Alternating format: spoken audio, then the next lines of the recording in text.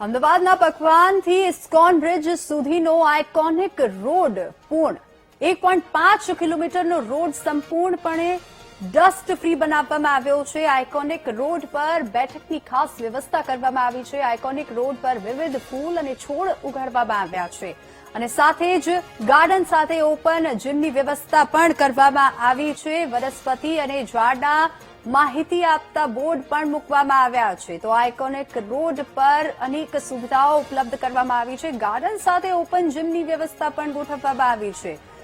વનસ્પતિ અને ઝાડના માહિતી આપતા બોર્ડ પણ લગાવવામાં આવ્યા છે। પકવાન ચાર રસ્તાથી ઇસ્કોન બ્રિજ સુધીનો આ આઇકોનિક રોડ સંપૂર્ણ બની ગયો છે। રોડ બન્યો છે, મસ્ત સુવિધા છે, ચાલવાની પણ સારું મજા આવે છે ચાલવામાં, અને ગંદકી બી ઓછી છે। સુવિધા બેસવાની છે સારી રીતે, પછી ચાલવાની છે, પછી બધી સુવિધા છે। ઝાડ પાન બધા સારા ઉગી ગયા છે, મોટા થઈ ગયા છે, અત્યારે હજુ બીજા થાય છે ને સ્વચ્છતા સારી છે। મસ્ત રોડ બનાવ્યો છે અને આમ તો શું છે પર્યાવરણ સાથે આ બધું છે, એટલે આમ તો જે જોયું ને કે બસ આમ જે ફોરેન જે આપણે ઘણું જોયું છે મેં, પણ એને સિસ્ટમથી નહીં ઊંચું દેખાય છે એમ। અને વોકિંગ માટેનું અમારા માટે તો અમે કાયમી વોકિંગ માટે અહીં આવીએ છીએ। ફેસિલિટીઝની વાત કરવામાં આવે, ગ્રીનરીની વાત કરવામાં આવે, કઈ કઈ ગ્રીનરી છે, ગ્રીનરીના નામ પણ મૂકવામાં હા, એમાં તો ગ્રીનરી ટોપ છે, એના હિસાબે જ અમે થોડું ખેંચાણ એના હિસાબે છે ગ્રીનરી।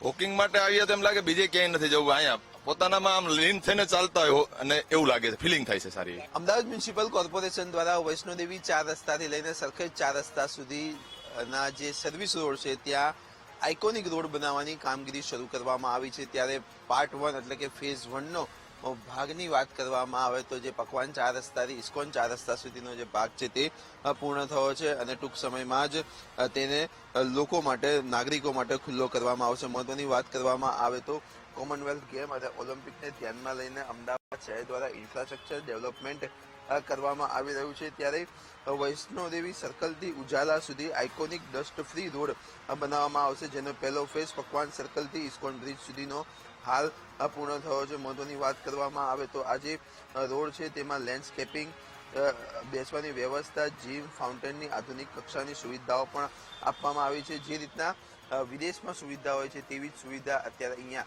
આ આઇકોનિક રોડ ઉપર આપવામાં આવી છે। એટલે કે કહી શકાય કે અમદાવાદના એસજી હાઈવે ઉપર આ જે રોડ છે તે રોડ બનશે, સાથે જ અલગ અલગ પ્રકારના પ્લાન્ટેશન પણ કરવામાં આવ્યા છે અને પ્લાન્ટેશનની બધી વિગતો પણ અહીંયા મૂકવામાં આવી છે અને આવનારા દિવસોમાં આ રોડ ઓપન કરવામાં આવશે।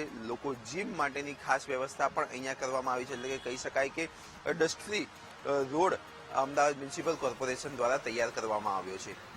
કેમેરામેન આશિષ ડોડિયા સાથે પાર્થ જાની, વીટીવી ન્યૂઝ, અમદાવાદ।